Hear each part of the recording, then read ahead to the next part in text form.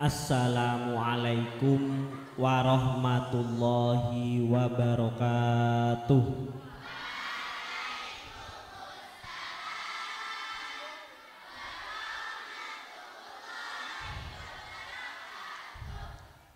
Alhamdulillahil kafa, sholawatullahu wassalamu ala abdihil mustafa, nabina wa habibina wa maulana Muhammadin wa ala alihi wa sahbihi ahlil wafa, amma ba'du. Yang kami muliakan dan yang kami taati segenap penasehat Pondok Pesantren Hidayatus Sholihin, wabil khusus Kiai Muhammad Sholeh Hamdan Hafidz keluarga, Kiai Muhammad Abdurrahman Hafidz keluarga, Kiai Haji Muhammad Ibrahim Ahmad Hafidz sekeluarga, Kiai Haji Muhammad Mansur Sulaiman sekeluarga. Yang kami hormati Kiai Muhammad Tohari Muslim selaku pemateri seminar pada pagi hari ini. Yang kami hormati segenap tamu undangan dan santri putri yang berbahagia.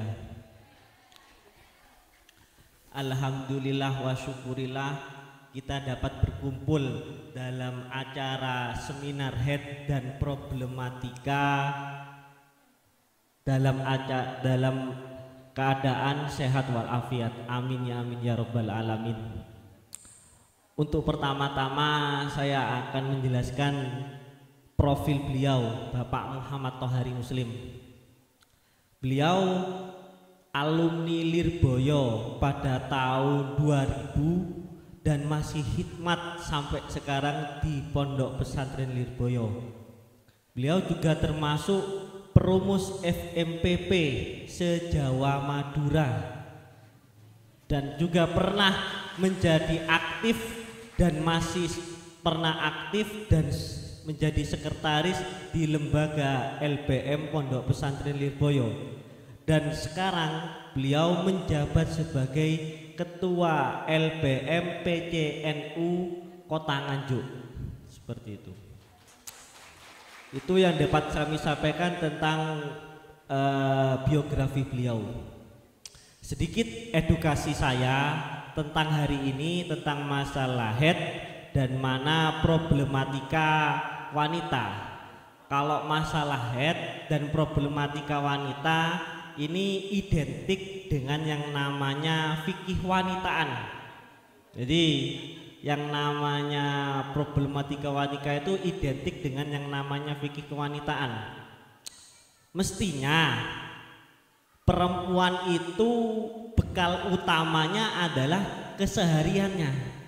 Karena yang berkaitan dengan ibadah itu harus sudah benar dulu. Semisal itu adalah kayak toharoh, kayak wudhu, kayak bersuci, kayak haid, nifas, istihadah dan selainnya. Itu yang harus nanti kesehariannya itu harus benar dulu. Kalau kesehariannya belum benar, maka kita harus belajar. Kalau saya mengenal dengan yang namanya head, itu kan rata-rata usia minimal sekarang itu adalah usia baligh, usia 9 tahun. Tapi kenyataannya sekarang itu ada kelas 4, kelas 5, kelas 6 itu udah head. Jadi untuk zaman sekarang itu ada tuntutan bagi kita sebagai orang tua ataupun sebagai teman ataupun sebagai saudara ataupun selainnya untuk benar-benar belajar. Jangan hanya tahu jawabannya tapi juga harus tahu ilmunya. Karena ibu itu memberikan pendidikan tentang haid sejak dini itu penting. Karena kelak nanti yang namanya haid itu pasti akan dialami oleh seorang wanita, mau tidak mau itu akan dialami oleh seorang wanita. Kemudian yang namanya haid itu kalau kata teman-teman itu banyak yang mengatakan rumit. Sebenarnya kata-kata rumit itu dipahami karena istilahnya menghukuminya itu berbeda dengan yang namanya hukum fikih.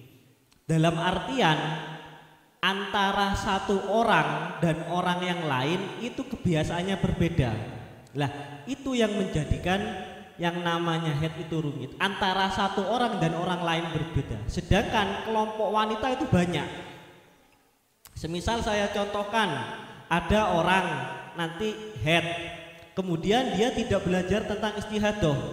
Kemudian setelah nikah ternyata dia istihadah. Karena yang namanya organ kewanitaan itu dipengaruhi oleh yang namanya hormon. Kadang sebelum nikah dia masih haid seperti biasa, kadang setelah nikah dia mengalami istihadah. Ini kan berarti bukti nyata bahwa semua itu bisa terjadi dan harus kita pelajari. Dalam rangka untuk meminimalisir yang namanya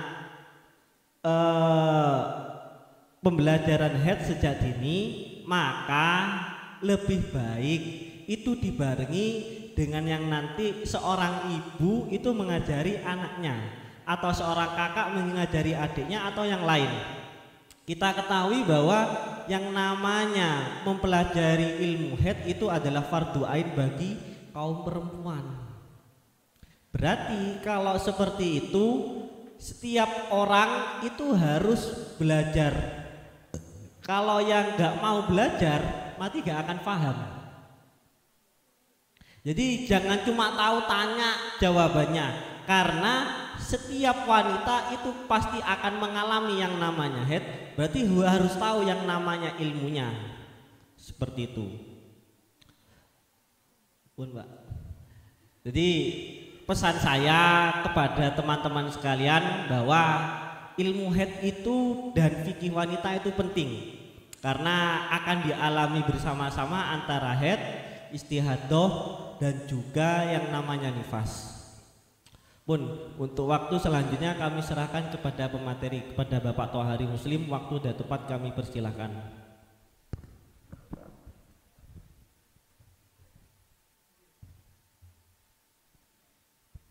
Assalamualaikum warahmatullahi wabarakatuh.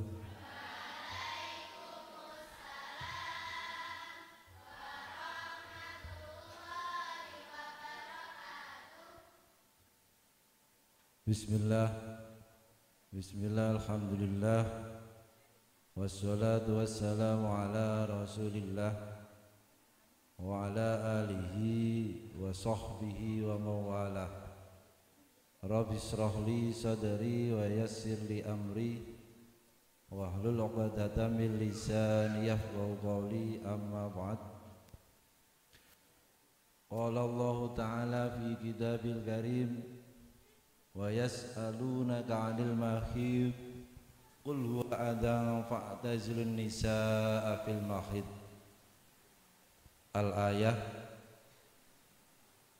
Ingkang kawula mulyaken dumateng sedaya pengasuh penasihat Pondok Pesantren Hidayatus Shalihin, wabil khusus dumateng Romo Kiai Muhammad Sholeh Hamdan, Romo Kiai Muhammad Abdurrahman, Romo Kiai Haji Muhammad Ibrahim Ahmad Hafid, lan sedaya para bunyai lan adik-adik santri yang berbahagia. Alhamdulillahirabbil alamin.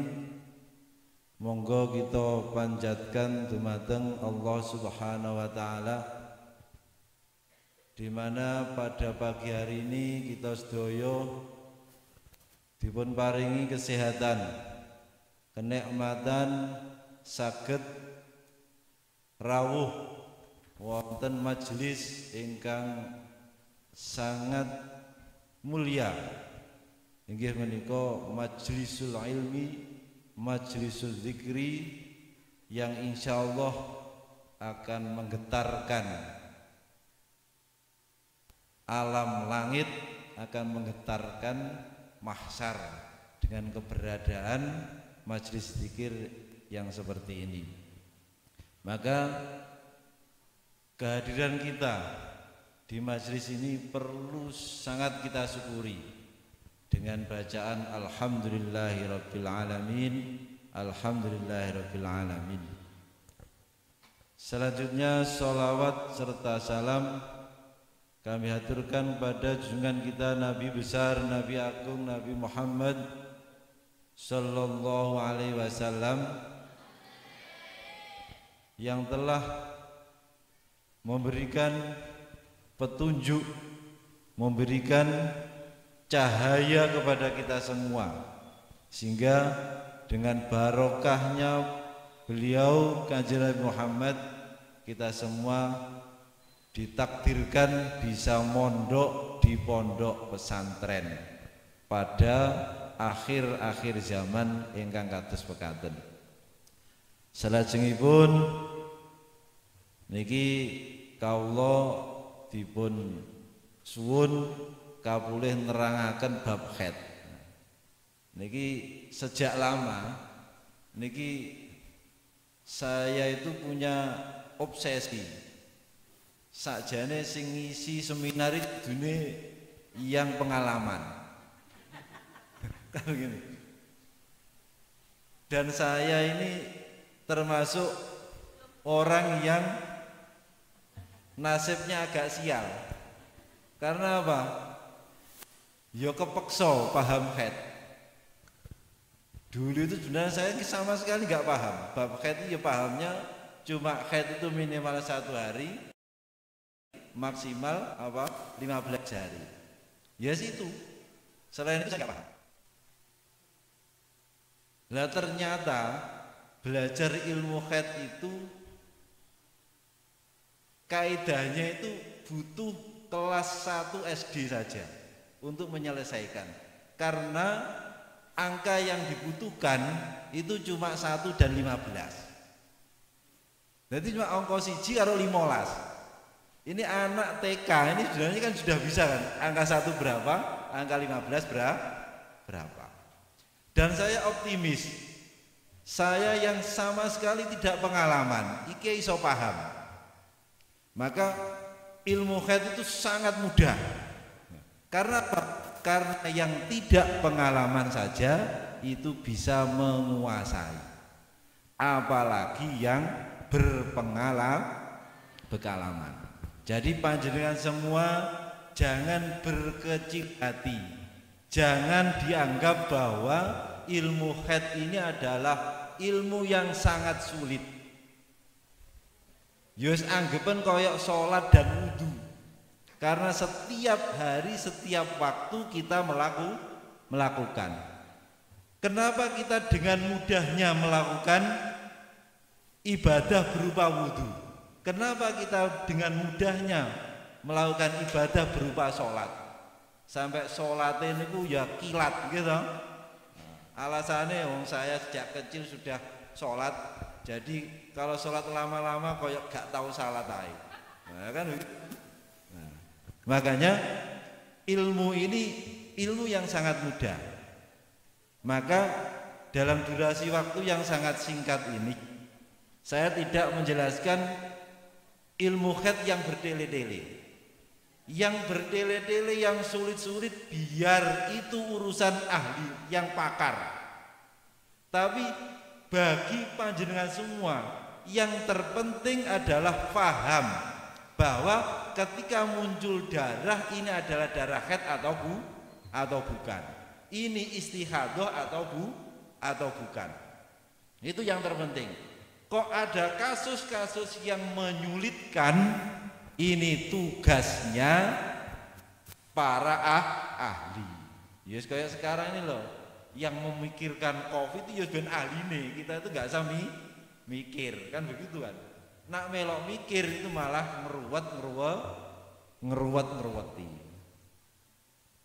Karena permasalahan haid itu sangat erat bersentuhan dengan wanita. Dan kita tahu dalam sebuah hadis dikatakan thalabul ilmi faridatun ala kulli muslimin wa muslimatin. Kalau panjenengan semua sudah belajar taklimul mutalim, apa yang menjadi ilmu sing banget perdune? Di sana ada sifat fa'ilatun, berarti itu ada mubalaghah. Berarti sangat wajib. Itu ilmu yang apa, seperti apa itu? Itu adalah ilmul hal, yaitu ilmu tatkala kita hendak melakukan hal-hal yang diwajibkan oleh Allah Subhanahu wa ta'ala. Jadi ilmu hal dalam haid ini adalah yang fardu ain.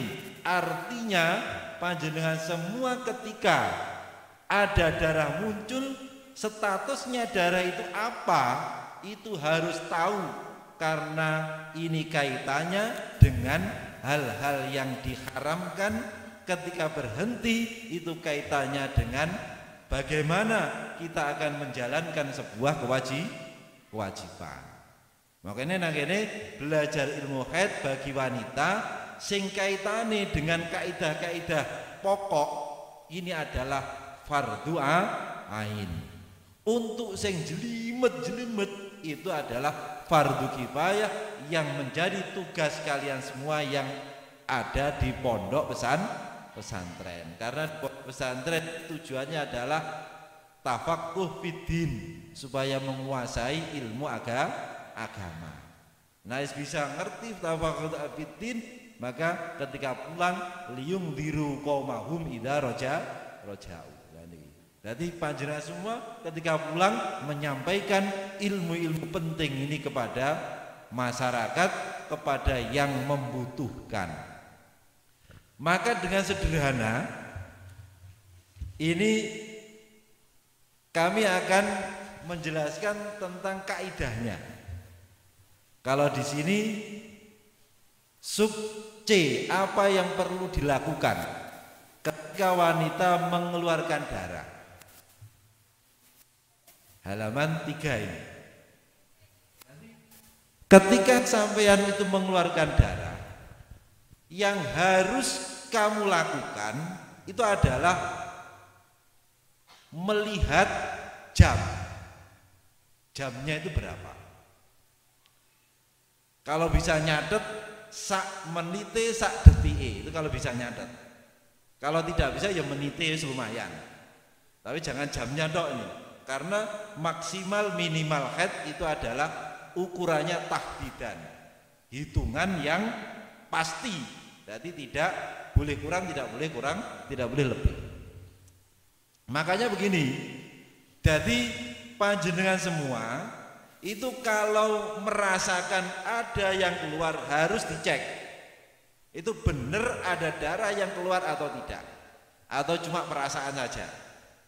Nah, kalau betul-betul itu darah keluar, maka yang harus dilihat itu pertama jam. Misalkan sekarang jam 9.35 menit. Catat. Setelah itu dicatat, kemudian diingat umurnya. Umur panjenengan itu berapa? Semakin teknologi itu semakin canggih, semakin tonton anak-anak kecil itu cenderung menonton tontonan-tontonan dewasa, maka kecenderungan untuk lebih cepat baliknya itu lebih dominan. Makanya pada saat ini saya masih kecil dulu, anak kelas 6 SD mengalami menstruasi itu kayak nggak ada, jarang banget. Tapi sekarang ketika di rumah saya ada MI, setiap pagi kan enten apa niku wajib sholat duha. Ada anak perempuan kecil-kecil, saya lewat niku terus aku mandek letang-leti. Lho kok gak melok sholat duha, guyu cekik. Saya paham ini. Nah, ini mesti ada hal yang sudah maklum. Terus saya tanya, yang paling kecil kelas berapa? Kelas 5. Yang agak bongsor jawab kelas 4. Lah ini sudah merambah nih. Tadi kata ini semakin tahun ini semakin menjajah apa? Kekanak-kanaan anak-anak perempuan ini. Kalau sampean semua tidak bisa menanggulangi, bisa-bisa kelas 1 SD, enggak ini kelas 2 ini umur 8 tahun, 9 tahun kelas 3, ini bisa merambah sampai kelas 3. Nah, ini bagi yang pemula kalau di sini ini siswa MTS ini ya. Nah, MTS ke atas ini saya kira hampir semuanya sudah mengalami. Bagi yang pengalaman pertama mesti nangis, geger, matur ibu-e. Lah bagian ibu-e didelok nyatet napa umure dan tanggal berapa, jam berapa. Niku nek sampun jenengan catet, nek iso dicatet nek mboten saged dieling-eling. Lah ketika sudah tahu jam, maka ini akan langsung kaitannya dengan qadha sholat. Kaitannya, kalau memang umurnya sudah 9 tahun kurang 16 hari, kurang sedikit. Ini kenapa ini ada kurang sedikit? Kalau jenengan buka di kitab Uyunul Masail ini kan enten kurang sedikit. Mergo bahasanya di kitab niku 9 tahun kurang waktu yang tidak cukup untuk haid dan suci. Waktu yang tidak cukup untuk haid dan suci niku kurang 16 hari. 16 dino kurang titik. Dan saya ingat dulu ketika yang revisi buku ini, buku Uyunul Masail niki, yang nambahi kurang sedikit niku garwane Yai Athaillah Sholahuddin. Nah, Gus Atok garwane Gus Atok ning Eming. Buku kula taskehaken dateng ning Eming, niki paring taskehan 16 hari. Anggit kula dengan teman-teman itu sudah bener, ternyata kurang sedikit. Golek bahasa saya penak wis gak iso. Isone wis ngono bahasane. Lah kalau dibahasakan lain, waktu yang tidak cukup untuk haid dan suci. Berarti kurang sedikit 16 hari. Mergo nang kono bahasane 9 tahun kurang, mosok 9 tahun kurang ya gak penak. Akhirnya ya bingung. Lalu bahasane kan koyo bulet.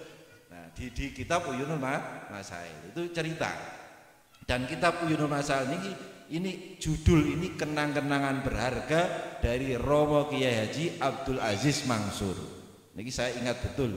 Jadi ketika sowan beliau menyodorkan judul-judul ya sama Gus Bram, nah niki beliau memberi judul wis iki sumber rujukan masalah. Guyonan di Pondok Putra ini sumber masalah. Moco iki malah mumet, jadi sumber masalah. Masalahnya gak pengalaman, kan jadi sumber masalah. Maksudnya ini kalau paham kitab ini masalah kan beres. Nah, itu maksudnya begitu. Uyunul Masail Linisa. Niki ada mau sampul ini benten. Ini memang revisi terbaru. Gak promosi yo, ini bukan buku saya. Nah ini kalau menginginkan yang terbaru nih, ini ada hal-hal yang memang kalau kita pun final nih, insya Allah pun final. Ini revisi yang terakhir 2021 kemarin. Kalau terusakan, jadi nak wis dicatat tanggalnya hari ini betul perlu tanggalnya, waktunya, mantun waktu nih. Ditingali waktu niku waktu-waktu yang kewajiban menjalankan sholat napa mboten. Misalkan keluar darah jam 9 lebih 30 berarti aman. Jadi tidak ada sholat yang harus diqadha. Wes, ketika ternyata zuhur sudah masuk 10 menit waktunya, 10 menit. Lah niki berarti dan wanita itu belum sholat. Jadi 10 menit, 12, 10 menit misalkan. Wanita itu belum sholat. Berarti nang kono nang tanggalnya dungeri zuhur qadha. Karena 10 menit itu cukup untuk sholat zuhur. Nah 10 menit itu kula cukup duran ngobrol sak ngerokoke sak ngopine. Nah 10 menit kan suwi nih. Nah niki jadi ketika masuk waktu sholat, kira-kira dalam waktu itu cukup untuk menjalankan sholat. Niki nyuwun sewu teng mriki kula winginane supaya badhe anu niki enten saran ketik nih. 2 rakaat niki maksudnya ketika sholat subuh nih. Yang halaman 17 nih. Sholat yang harus qadha cukup untuk 2 rakaat. Niki sing pas, niki jenengan gantos di cukup untuk menjalankan sholat tersebut. Ini katanya lali badhe anu. Niki rin sholat yang terkecil, nanti 2 rakaat sholat subuh. Ini maksudnya sholat di waktu khaid itu datang, di waktu khaid itu datang. Dan pelaksanaan sholat itu sesingkat mungkin. Jadi petang rakaat singkat, kira-kira 2 menit. Cekap mboten Bu? Nak kula turah nih 2 menit. Kakean malah. Napa boleh nak masalah sholat dewi. Nah, dewi. Nah, ini malah luwih cepet nih. Nah, ini biasanya walian nih. Mergo pancen tiyang niku nak dewi, biasanya sholatnya kan cepet. Nah, kira-kira masuk sudah 2 menit, berarti itu ada kewajiban untuk mengqadha sholat itu. Ditulis, berarti masuk jam 12 3 menit kok keluar darah haid berarti wajib qadha duhur. Nak mboten dicatet ya dieling-eling. Tapi nak bagi pemula niki ya kudune dicatet. Wes, ketika itu setelah itu 15 hari setelahnya niki jenengan ungkeri. Lah nek kamu tak kon golek nih. Berarti kan gawe duit tanggalan sendiri. Berarti punya tanggalan sendiri. Tanggalan haid, berarti dia coba diare. Nah, niki